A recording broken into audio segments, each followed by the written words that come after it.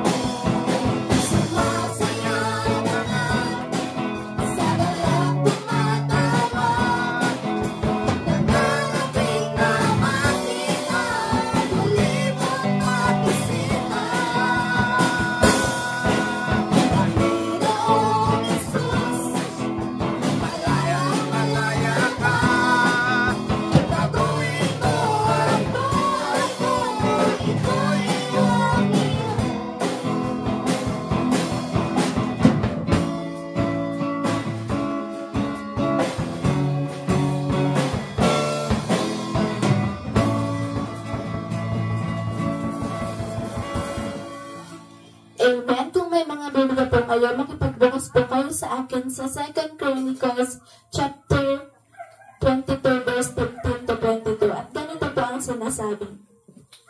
At kanyang sinabi, dinggin niyo buong Juda at ninyong mga taga-Jerusalem. At ikaw na Haring Josaphat, ganito ang sabi ng Panginoon sa inyo. Huwag kayong mga takot o manglupaypay man dahil sa malaking karamihang ito. Sapagkat ang pakikipagbaka ay hindi inyo, kundi sa Diyos. Bukas ay magsilusong kayo laban sa kanila. Narito, sila'y nagsiahon sa aruan ng Sis, at inyong masusumpungan sila sa dulo ng libis, sa harap ng ilang ng Jered. Kayo'y hindi magkakailangan na makipaglaban sa pagbabakang ito. Magsilagay kayo, magsitayo kayong panatag, at dinggin ninyo ang pagliligtas ng Panginoon na kasama ninyo. O Juda at Jerusalem, huwag kayong mga takot o mga maglupay-pay man. Bukas ay magsilabas kayo laban sa kanila, sapagkat ang Panginoon ay sumasa inyo. At itinungo ni Josaphat ang kanyang ulo sa lupa, at ang buong Juda at ang mga taga-Jerusalem ay nangagpatira pa sa harap ng Panginoon, na nagsisamba sa Panginoon.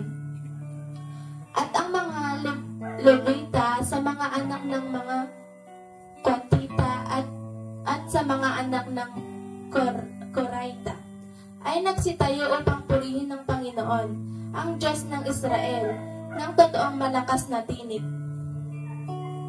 At sila'y nagsibangon maaga sa kinaumagahan, at nagsilabas sa ilang ng At habang sila'y nagsisilabas, si Josaphat ay tumayo at nagsabi, "Dinggin ninyo ako, O Juda, at ninyong mga taga-Jerusalem. Sumampalataya kayo sa Panginoon ninyong Diyos.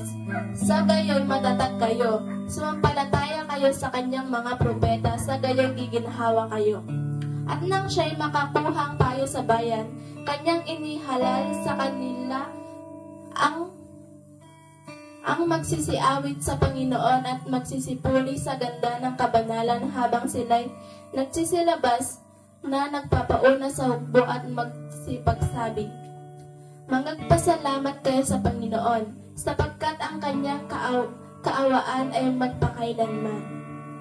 At nang sila'y magpasimulang magsiawit at magsipuri, ang Panginoon ay naglagay ng mga bakay laban sa mga anak ni Ammon, ni Moab at ng sa bundok ng Seir, na nagsipa roon laban sa Juda, at sila'y nangagsugatan. To God be all the glory.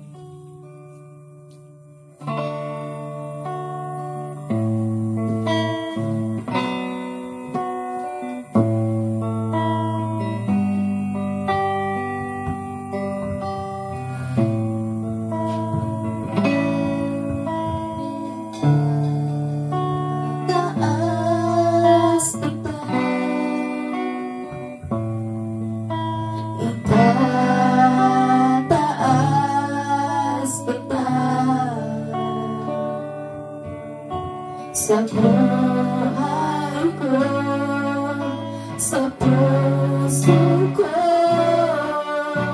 itataas kita.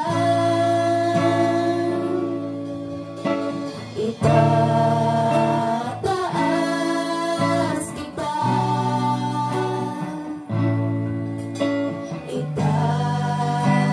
Itataas kita. Sa buhay ko, sa puso ko,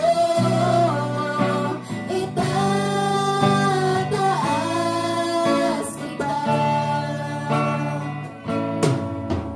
Habang may hininga ako sa'yo ay sasama. Habang mayroong lakas, pupurihin kita. Panginoong Isus, minamahal kita. Tunay na Diyos, pag-ibig mo'y kahangahan.